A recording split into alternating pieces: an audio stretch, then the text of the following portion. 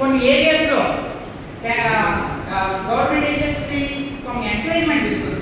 For example private area ఉన్నాయనుకోండి, అక్కడ ఏం చేస్తుంది గవర్నమెంట్ ఇది ఎంకరేజ్ ట్యాక్స్ ఏరియా ఉంటుందంటే they do not collect tax why they want to develop the area. Suppose Bhadrachalam private area తెలంగాణలో అటువంటి కొన్ని ఏరియాలు అంటే anyone wanted to go there and start the business, then government may not collect the tax from the company's profits. And then apart from that, they also give some subsidies also.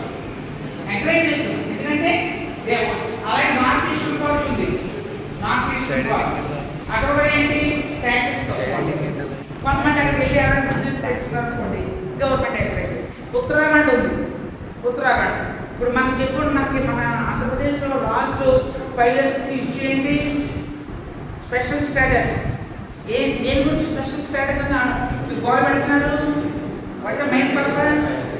Special status అంటే taxes తక్కువగా ఉంటాయి, subsidies వస్తాయి, అందువల్ల ఏంటి పెద్ద పెద్ద కంపెనీలు వచ్చి బిజినెస్ స్టార్ట్ చేస్తాయి. అందువల్ల ఏంటి మనకి ఎంప్లాయ్మెంట్ క్రియేట్ అవుతుంది, లాభాలు ఎక్కువ, లాభాల మీద కూడా పర్సంటేజ్ ఆఫ్ ట్యాక్స్ తక్కువ ఉంటుంది.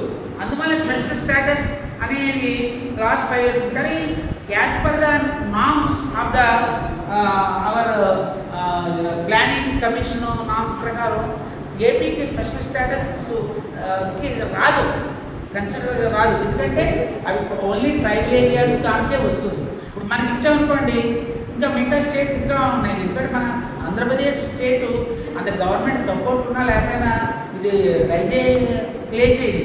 ఎందుకంటే అందరూ ఎడ్యుకేటెడ్, హార్డ్వర్కింగ్ పీపుల్, రిసోర్సెస్ ఉన్నాయి మనకి. అందువల్ల డెవలప్ అయిన స్టేట్ ఇది, బాగా గ్రోత్ ఉంటుంది. అందువల్ల ఏంటి మనకి ఇవ్వట్లేదు. మనకి ఇచ్చిన బీహార్ కూడా రెడీగా ఉన్నారు, జార్ఖండ్ వాళ్ళు రెడీగా ఉన్నారు. ఎందుకంటే స్పెషల్ స్టేటస్ వస్తే చాలా బెనిఫిట్స్ ఉంటాయి, ట్యాక్స్లోని సబ్సిడీస్లోని ఇవన్నీ.